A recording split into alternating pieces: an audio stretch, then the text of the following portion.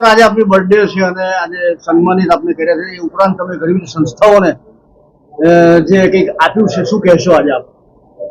સંસ્થાઓને આપ્યું છે એ સંસ્થાઓને આપવા માટેની મારી ફરજ છે. કારણ કે જે સંસ્થાઓને આપ્યું છે એ સંસ્થાઓ સાથે વર્ષોથી હું જોડાયેલો છું. કેટલીક સંસ્થાઓનો અધ્યક્ષ બી છું, કેટલીક સંસ્થાઓનો કારોબારી એક્ઝિક્યુટિવ કમિટીનો સભ્ય બી છું. એટલે આપીઓમાં કોઈ ગુનેગારી નથી કરી.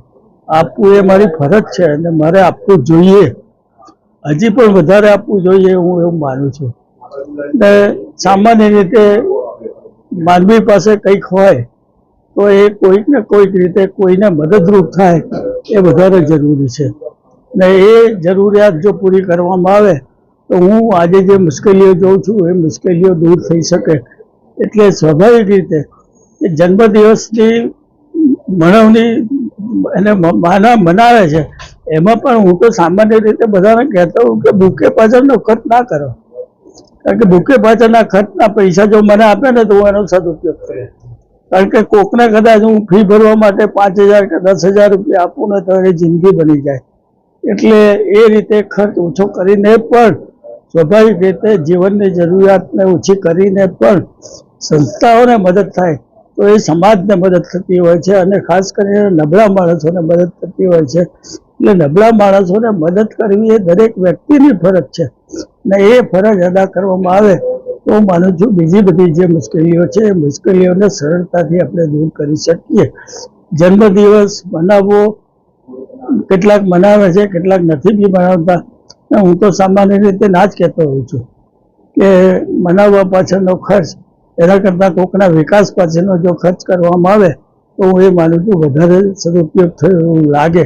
એટલે એ રીતે વિચારાય તો ખૂબ સારી રીતે હું માનું છું કામ થઈ શકે એવું છે.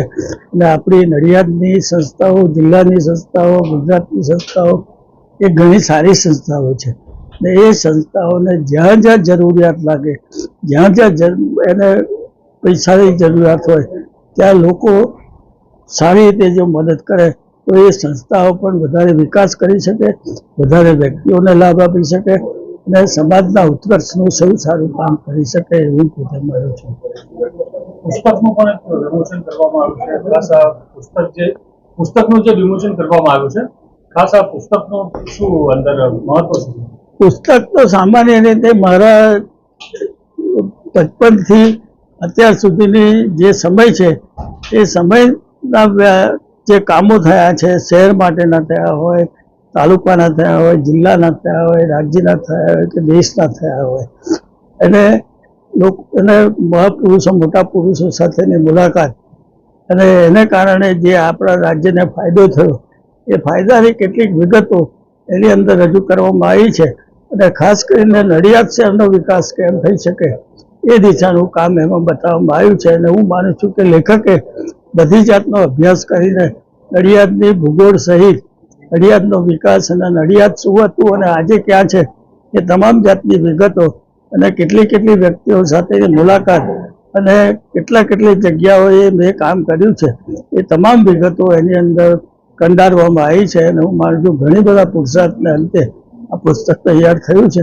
એટલે ખાસ કરીને યુવાનો એમાં જુએ તો યુવાનોને કંઈક પ્રોત્સાહન મળે અને એને કામ કરવાની, અગર તો સંસ્થાઓને મદદ કરવાની એક પ્રેરણા મળે એ માટેનું પુસ્તક છે. એટલે યુવાનોને જરૂર લાગે તો વાંચે, સમજે એટલે સમજીને એને પોતે શું કરવું, એ પોતાની ફરજ શું છે એ સમજી શકે એ વિચારો પુસ્તકની અંદર મૂકવામાં આવ્યા છે.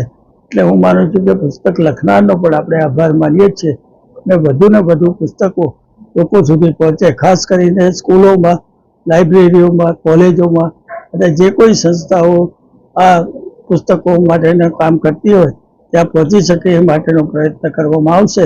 અને મેં કહ્યું એમ કે એની કિંમત 000 એટલે જે કોઈ માગણી કરશે એને પુસ્તક આપવામાં આવશે. દિનશા પટેલે પોતાના રાજકીય જીવન